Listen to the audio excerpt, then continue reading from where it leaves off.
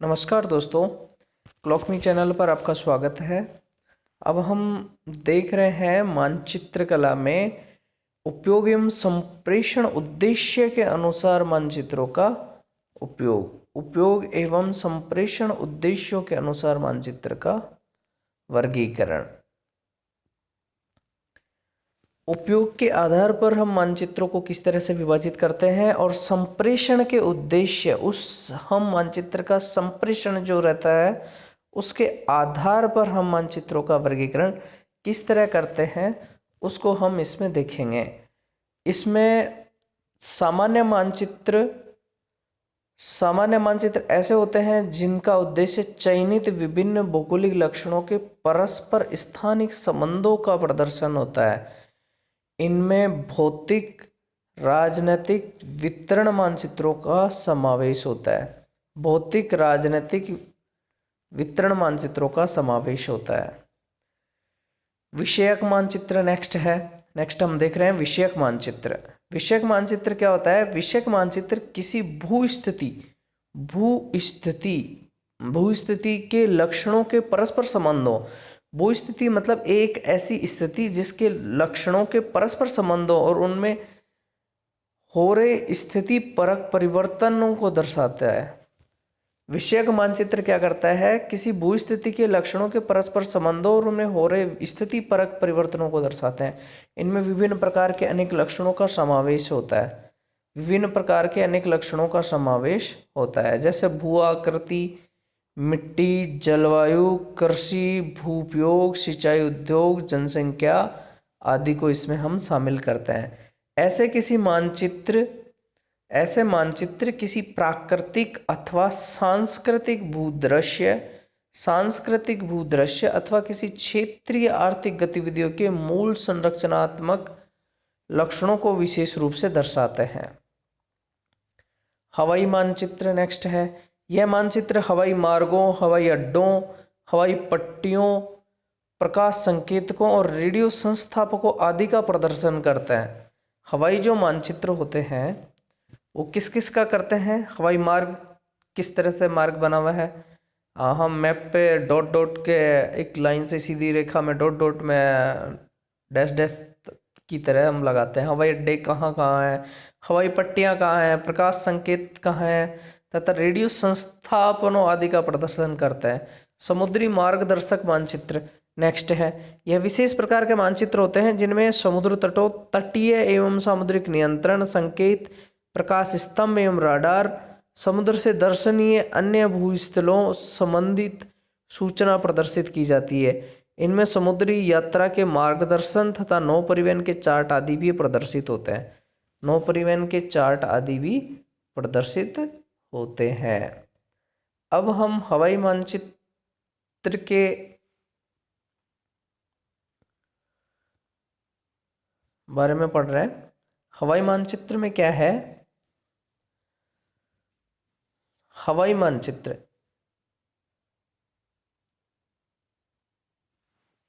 यह मानचित्र हवाई मार्गों, हवाई अड्डों, हवाई पट्टियों, प्रकाश संकेतकों, लाइट हाउसेज तथा रेडियो संस्थापनों आदि का प्रदर्शन करते हैं। यह भू परिदृश्यों का बहुरंगी प्रदर्शन करते हैं। भू परिदृश्य का बहुरंगी कई रंगों में प्रदर्शन करते हैं। इसके बाद है सैन्य मानचित्र। इनमें सामरिक महत्व के स्थानों, भूतल मार्गों, भूमि एवं जलमार्ग तथा अन्य सामरिक महत्व के विभिन्न भौगोलिक तथ्यों का प्रदर्शन होता है। ये विस्तृत भूभाग के मानचित्र पर बनाए जाते हैं। विस्तृत भूभाग, बड़े क्षेत्र के मानचित्र पर बनाए जाते हैं। मानसिक मानचित्र भूगोल के प्रति व्यवहारिक दृष्टिकोण से एक विशेष प्रकार के मानसिक मानचित्र का प्रादुर्भाव हुआ, जिसमें निश्चित रूप से स्थानिक मानसिक छवियां जिनमें तथ्य एक परस्पर संबंधी स्थानों पर स्थित होते हैं, जिनसे एक मिले जुले काल्पनिक ऊंचाई व गहराई का जन्म होता है। परंतु ऐसे मानचित्र व्यक्ति विशेष के लिए विलक्षण या बेजोड़ होता है।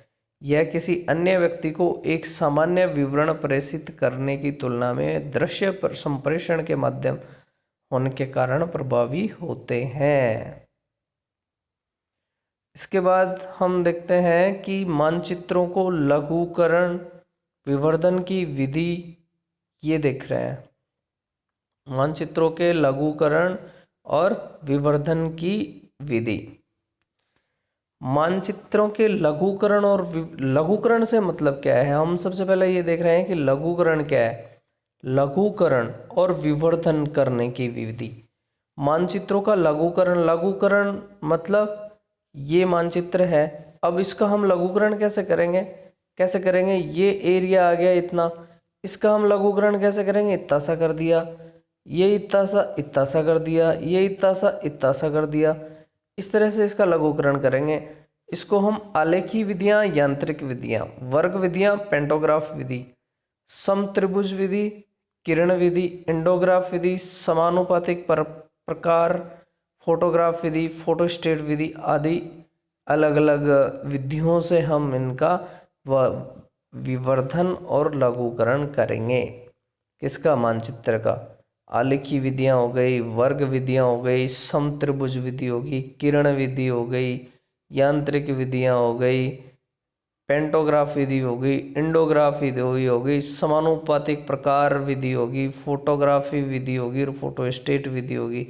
इस तरह कई विधियां हैं जिनका हम अध्ययन कर चुके हैं। अक्षांश एवं देशांतर रेखाएं, अब मानचित्र है तो अक्षांश और देशांतर रेखाओं के बिना तो मानचित्र बन ही नहीं सकता। इसलिए हम देखते हैं कि प्रत्येक अक्षांश रेखा एक पूर्ण वृत्त होती है। प्रत्येक अक्षांश रेखा एक पूर्ण वृत्त होती है। क्या होती है, वृत्त होती है, ऐसे गोल गोल होती है। अक्षांश रेखाएं पृथ्वी के चारों तरफ होती हैं, देशांतर रेखाएं भी पृथ्वी के चारों तरफ होती हैं, वो ऊपर से नीचे होती हैं और ये आड़ी होती हैं। सभी अक्षांश रेखाएं एक दूसरे के समानांतर होती हैं। सब अक्षांश रेखाओं की लंबाई बराबर नहीं होती। भूमध्य रेखा की लंबाई सबसे अधिक 2πr तथा अन्य की 2πr cos थीटा होती है। ध्रुवों की ओर अक्षांश रेखाओं की लंबाई कम होती जाती है। 60 डिग्री अक्षांश वृत्त की लंबाई भूमध्य रेखा की आधी होती है। 60 डिग्री अक्षांश रेखा यहाँ होता है, लेकिन ये इसकी यहाँ ऐसे हो जाती है। भूमध्य रेखा ये यहाँ होती है और 60 डिग्री यहाँ हो जाती है, यहाँ हो जाती है। इसमें 60 डिग्री हो जाती है तो इसके कारण इसका क्या हो जाता है, इसकी लंबाई आधी हो जाती है। आधी कैसे होगी हम देखेंगे। ये वाला एरिया है, ये एरिया है, कौन सा, ये गोल गोल एरिया है। अब इसमें यहाँ है वो ऐसे इतना घूमेगा, जबकि ये वाला पार्ट में इसके यहाँ इतना ही घूमेगा, इसलिए इसकी लंबाई क्या हो जाती है, आधी हो जाती है। फिर है भूमध्य रेखा के निकट 1 डिग्री अक्षांश रेखा के मध्य दूरी 110.57 किलोमीटर होती है और ध्रुवों के निकट 111.13 किलोमीटर होती है। देशांतर रेखाएं वे काल्पनिक रेखाएं जो उत्तरी तथा दक्षिणी ध्रुवों को मिलाती हैं तथा उनके बीच की न्यूनतम दूरी को बताती हैं। बीच की जो न्यूनतम दूरी होती है उसको बताती हैं। ये भूमध्य रेखा को समकोण पर काटती हैं, क्योंकि भूमध्य रेखा ऐसे होती है और ये यहाँ काटती हैं, तो ये क्या समकोण पर काट देती हैं भूमध्य रेखा को।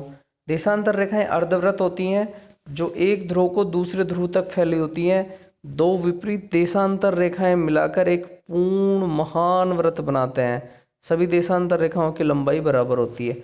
सभी देशांतर रेखाओं की लंबाई बराबर होती है, क्योंकि देशांतर रेखाएं ऐसे गोल गोल चारों तरफ ऐसे ही ऐसे होती हैं। तो वो देखें चारों तरफ से, तो वो उसके पीछे की तरफ, मतलब ये पृथ्वी है तो इसकी तरफ ये हो गई, तो वो इसकी तरफ ऐसे होगी। इसको हम दोनों तरफ देखते हैं। दो विपरीत देशांतर रेखाएं मिलाकर एक पूर्ण महान वृत्त बनाते हैं। सभी देशांतर रेखाओं की लंबाई बराबर होती है। विकासनीय तथा अविकासनीय पृष्ठ।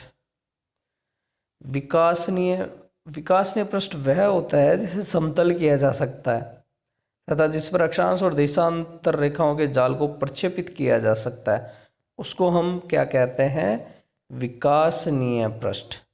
विकासनीय पृष्ठ। आज हम दोस्तों क्या क्या देखे हैं। सबसे पहले तो उपयोग और संप्रेषण के उद्देश्य के अनुसार मानचित्रों का वर्गीकरण देखा है, जिसमें हमने सामान्य मानचित्र पढ़ा है, उसके बाद हमने विषयक मानचित्र पढ़ा है, उसके बाद हमने हवाई मानचित्र पढ़ा है, उसके बाद समुद्री मार्ग प्रदर्शक मानचित्र पढ़ा है, उसके बाद हवाई मानचित्र दोबारा पढ़ा है, सैन्य मानचित्र पढ़ा है हमने। उसके बाद मानसिक मानचित्र पढ़ा है और लास्ट में मानचित्र को लघुकरण और विवर्धन की विधियां पढ़ी हैं। उसके बाद में हमने पढ़ा है समत्रिभुज विधि, किरण विधि, ये सारी विधियां पढ़ी हैं। अक्षांतर देशांतर रेखाएं पढ़ी हैं और विकासनीय और अविकासनीय पृष्ठ, ये सब हमने आज देखा है।